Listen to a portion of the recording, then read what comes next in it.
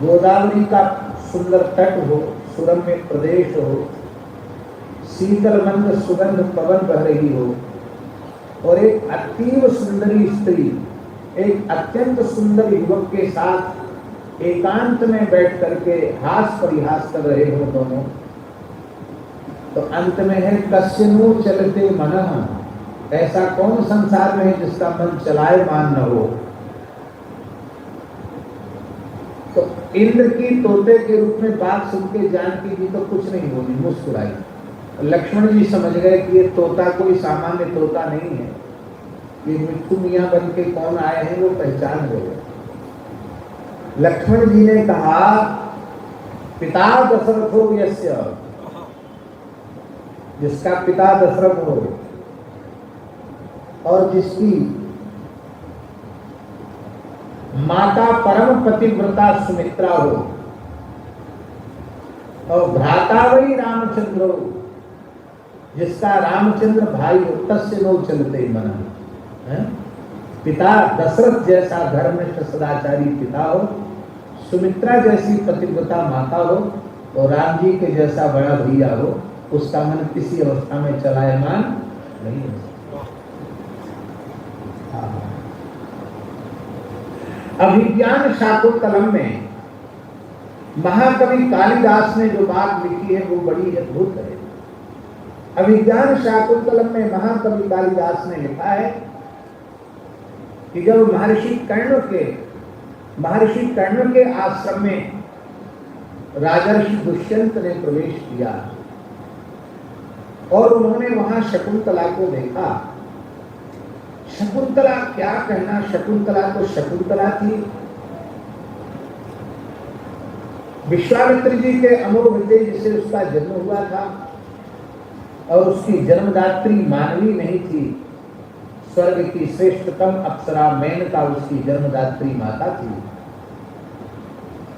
उसके जैसा सौंदर्य उस धरती पर कहीं दूसरा था ही नहीं।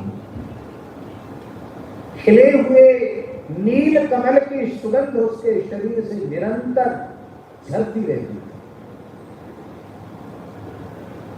इसलिए नील कमल की जो दिव्य मकरंद है उस पर उसको लेने के लिए भौरे टूट रहे थे और वो भौरों को ऐसे ऐसे हटा रही थी। उस समय उसकी शोभा को देखा राजर्षि दुष्यंत ने, तो उनका मन बहुत विकल हो गया और शकुंतला में उनका मन लग गया। तो राजा के साथ उनका एक सहचर, जिसको नाटक की भाषा में विदूषक कहा जाता, क्या कहा जाता? विदूषक। विदूषक के बारे में भी एक बात समझ लेते।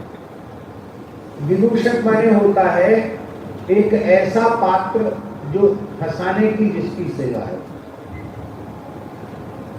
हमारे भगवान श्री कृष्ण की लीला में भी ठाकुर जी के नर्म सखा है। नर्म सखा माने उनकी सेवा ही ठाकुर जी को हंसाना। वो है श्री मुदमंगल जी महाराज, मन सुखाजी महाराज, मुदमंगल जी महाराज। वो हमारे ठाकुर जी को खिलखिलाकर हंसाते, ये उनकी सेवा है, ड्यूटी है उनकी। नर्म सखा। ऐसे ही राजाओं के साथ मर्यादा होती है, हर व्यक्ति उनके साथ हाथ परिहास नहीं कर सकता। इसलिए शास्त्रों के प्रकांड विद्वान पंडित ब्राह्मण को, सदाचारी धर्मनिष्ठ शास्त्रों के प्रकांड पंडित विद्वान ब्राह्मण को राजा के विदूषक के रूप में रखा जाता था। वो सामान्य व्यक्ति नहीं होता था, क्योंकि राजा को हास परिहास में उनको थोड़ा लज्जित भी कर देना ये दूसरे का पावर नहीं है।